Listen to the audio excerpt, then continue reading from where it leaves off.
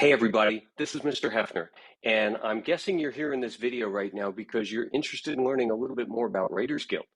You're probably even in the class. So let's go over a little bit about it. I'll keep this video short. Writers Guild is going to be unlike any class you've ever taken before. In fact, it's not even really a class. When we created this course, oh gosh, a decade ago, we already had a course that was called Writing for Publication. And it was for students who had completed the journalism program. And it was all about how you could take some of the things that you had written and go through the process of getting publishers to look at them, accept them, and maybe even pay you for them. And as time went on, we realized a lot of students wanted to write. They wanted to do things like poetry and short stories, but they weren't interested in a journalism program. So we sort of split those off and we created this program called Writers Guild.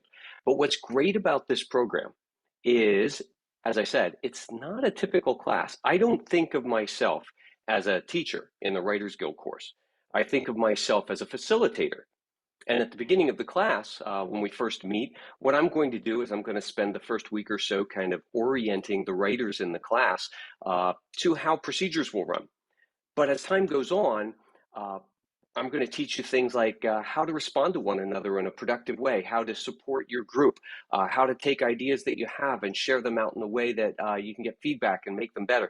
We'll go through the whole process of how do you actually get something published. We'll be reading articles by professional writers about the craft of writing. We'll be bringing some speakers into the classroom from time to time, professional writers.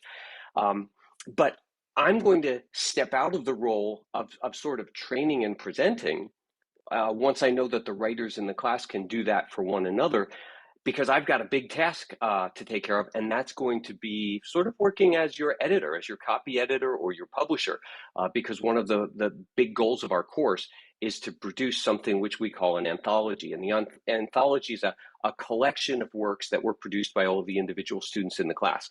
So let me show you a couple slides. I'll go through this quickly, explain if it's not a class, how do you get credit and how do you get graded, because the grade is always part of anything in high school, right? Sadly, it is. And we've got a system for that. So let me switch over to some slides and we'll get started.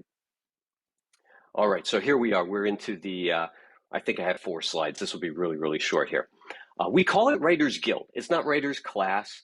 It's not Writers for Publication. It's not creative writing or anything like that. Writers Guild, because a guild is a group of artisans who work together to support one another for a common purpose. And that's our goal in this class, is we'll work together as a guild, a team of writers, to produce some really good stuff.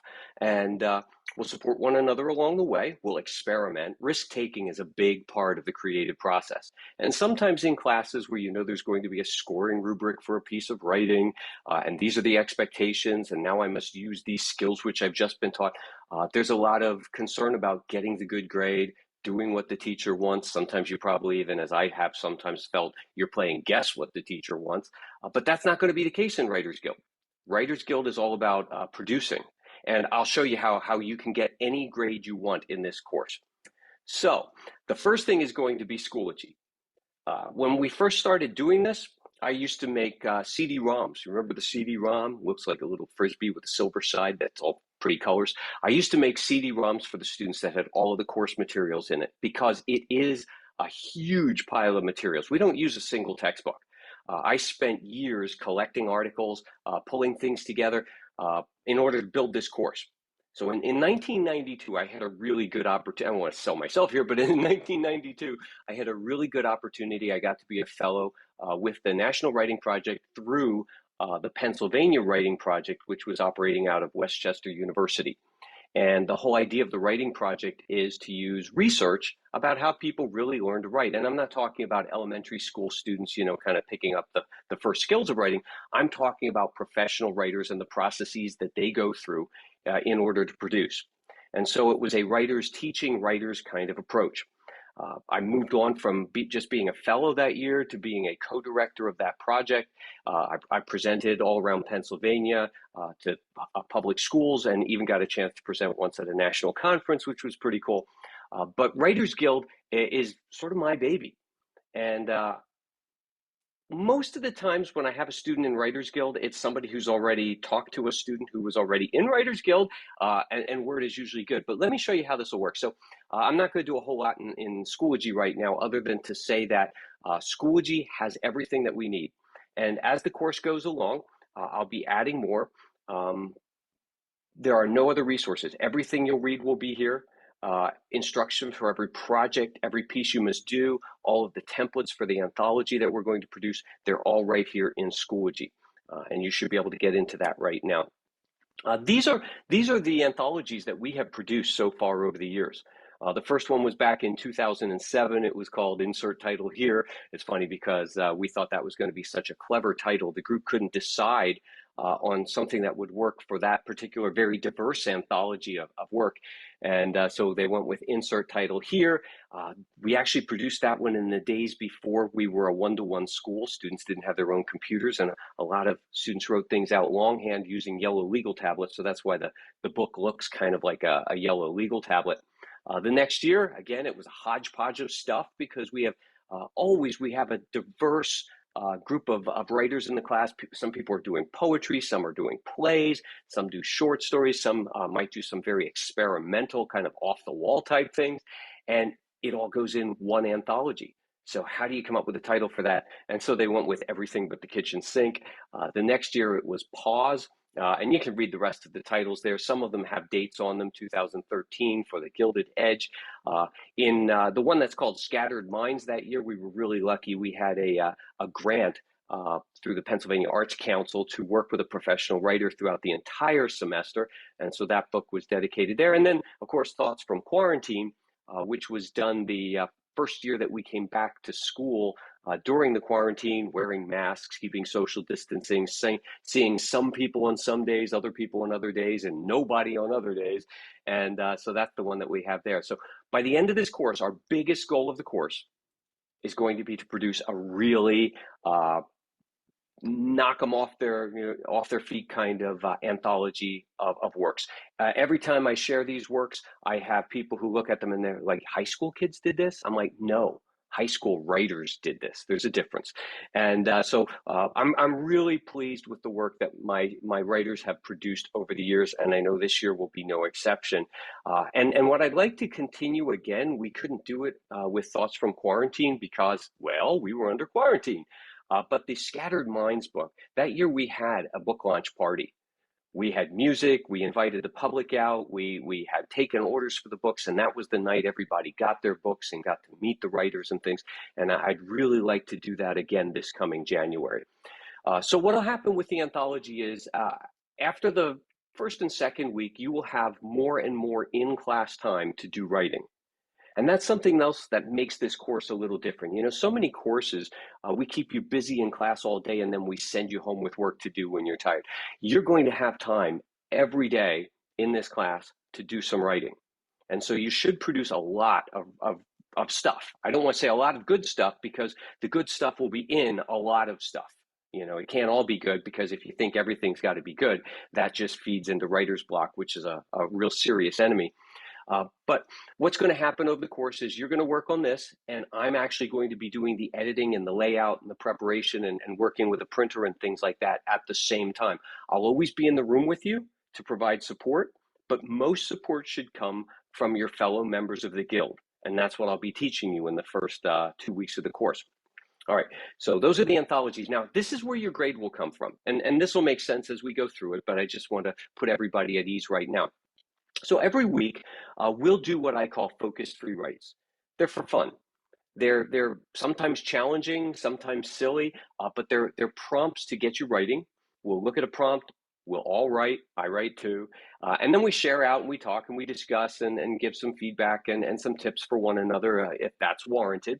But each week, we might do anywhere from 1 to 5, depending on how the week is going. Each week, you'll pick one of those and you'll show it to me. Say, this is my favorite one. This is the one I did. You get a point for that. Each marking period for us has 5 weeks because I use the 6-day cycle. So normally you think there are 6 weeks in a marking period, but I want to keep everything kind of really orderly. So we'll do day 1, 2, 3, 4, 5, 6, and then we'll do 1, 2, 3, 4, 5, 6 again. That gives us 5 weeks. So by the end of the course, You will have 5 of those turned in for 5 points. All right, simple, 5 points for the marking period. And then we do these article responses. I mentioned that. So I've taken a lot of good articles from professional writers over the years. I've converted them to PDF format. I've put them in Schoology for you. You'll read those. You'll write a little short response. It's nothing painful. You'll get in a group. You'll discuss them with your group. And then you'll kind of modify your response post-discussion. Because if you go into a discussion and your thoughts haven't changed, we're probably not doing the discussions right. All right. There's what I call a performance task each week. You're going to take both of the articles from that week and you're going to show me how they apply to your writing. How can you use something that you learned this week? Doesn't mean you always have to use it, but how could you use something from that week? The next thing that's on here over here, it says war reports. Don't want to scare anybody. It sounds so violent, but war is just an acronym for writing about reading. So one of the things I believe, and every professional writer I've ever talked to also believes, is that if you're going to write, you need to read. You need to look at other writers' styles and what they're doing and what's working and what's not. And so in many of your classes, you get assigned a novel or a book, I should say. They're not always novels, but you get assigned a novel and you might do a reader response every week. And that's great. That's reading as a consumer. That's reading as somebody who wants to be entertained. I want you to read these for the writing about reading reports from the perspective that you also are a writer. And so as a fellow writer, how do you see this? What do you see this writer doing that you might give a try? What do you see this writer doing that maybe you don't like and you realize you've been doing the same thing and now you'd like to stop that? We'll talk about these again in the guild, but we'll basically be taking articles and advice from professional writers, and then we'll be pulling something out of that so that we can actually use it. And then there's participation, and that's showing up all the time, meeting with your group. You will be in writers groups. We'll probably have maybe about 5 or 6 people per group, but are you sharing in your group? Are you coming each week with nothing to share, or are you sharing willingly? When somebody else shares, are you offering feedback? And I'll show you how to do that. We'll go through some response protocols, because anytime you're giving feedback to somebody else's writing, you're really in somebody else's backyard and you have to abide by their rules. So we'll learn that what the writer wants is what we give, and we don't overstep that. We want to make sure that the writer always maintains ownership of that piece and it doesn't suddenly become a group project. And then we have some bigger projects. So down at the bottom here, you'll see marking period assignments. You're going to make a presentation to the class once a marking period. It can be some technique that you've used, explain it, give us examples, help us try it, or it could be a professional one that came from one of the articles or perhaps some research that you did. But we're gonna share our knowledge that way. I want you to produce a minimum of 30 pages of draft every single marking period. And that sounds like it might be a lot right now, but we're going to be writing in class every day. It's not that hard. My belief is that the more you write, the more likelihood is you're going to find something in there that you want to really take and develop. And to put you a little bit at ease, I consider a revision of something you've written to now be new pieces of draft. All right. So it's not like if you have a 20-piece paper and you work on that and work on that and work on that, now you're going to fall short. Every time you're revising, you're creating more draft, because kind of every draft is pre-writing for the next draft. I want us to enter contests as well. The fall semester is the perfect time for writers' contests. And as they come in, I'll be hanging them on a board in the classroom. I'll be talking to you about them. I'll be posting them in Schoology. Some of them are free. Some of them come with a small entry fee. But we've won some pretty prestigious prizes over the years, and I'd like to see that continue as well. And then finally, at the bottom there, we have the anthology submissions. So I would like at least 2 submissions from each writer in the group, each marking period. And you can't wait till the end of the course and give me 6. I wish we could. That would be the smartest way to do it, because we could look at everything we've produced and pick the best. Unfortunately, it takes about 80 hours of my time to put together the anthology. And I can't do that at the end of the course. I have a job, I work full time, and copy editing is a full time by itself. And so I've got to have two pieces, first marking period, two pieces second, and then I'll be able to get the book ready. If we turn everything in before Christmas, I'll be able to get the anthology ready so that we can take orders and have them ready for a book launch party in January. I promise you're going to like it, but notice what happens over here on this is everything adds up to 100. So if you do everything at a level that simply gets accepted by me, you will have 100%. You have complete control. I don't care what grades are. I care about the quality of the writing you're producing here, because that's what Writers Guild is all about. Okay. And then the other thing I want to point out to you is the book that we produce, the anthology, it will remain for sale to the general public, which is pretty cool. We are not running things off on a photocopier and putting them on a saddle stapler and handing them out at the end of the school day. These are real books, and you'll have a chance in class to handle all the ones that we've done so far, to go through those, see what you like, what you don't like, come up with ideas and things. But if you want to, sometime you go to the lulu.com store, which is where we sell the books. It's just www.lulu, L-U-L-U, I know it's stupid, lulu.com/spotlight/CW Writers Guild, and you will be able to see every anthology that we've produced so far. All right, and then finally, the last part of the course is you are going to produce an advice article, kind of like the ones we've been reading throughout the entire course. So we're going to read for about 2 weeks straight. We'll be reading articles by a guy by the name of Peter Elbow, and he's sort of the father of free writing. Free writing works for some people, doesn't work for everybody. He's probably the world's biggest advocate for free writing. And so he's going to give us lots of tips and suggestions. He's got the expertise. By the end of this course, you're going to have some additional expertise in some area, and you'll write an article. It might be an article that comes from one of your presentations, and you just develop that further. I just read a really good book that started out as a TED Talk. It was this 15-minute talk, and it ended up being a 400-page book because the TED Talk was received well, and the speaker wanted to develop the topic a little bit more. Finally, if you have any questions about this class, today, tomorrow, anytime during the course, you can always ask me in class. Writers Guild is rarely a very big class, but you are always welcome to send me an email. If you're a parent, that's probably the best way to get a hold of me. If you're a student, I would suggest a Schoology message. That's a way that my students can get to me all the time. I check email only when I'm at work. Schoology messages, they might be important. They might be about something a student's working on at that exact moment in time. So they come directly to my phone. All right, so that's everything I've got for right now. I promised this was going to be super short, and it was a little longer than I liked, but I had no script. And those of you guys who know me, once I get started, it's hard to keep me from rolling on down the track. So again, if you have any questions about the course, you can ask me in class. You can send me a Schoology message, send me an email, whatever you like. But I promise you we are going to have a great semester, and I'm looking forward to it. All right, thanks a lot.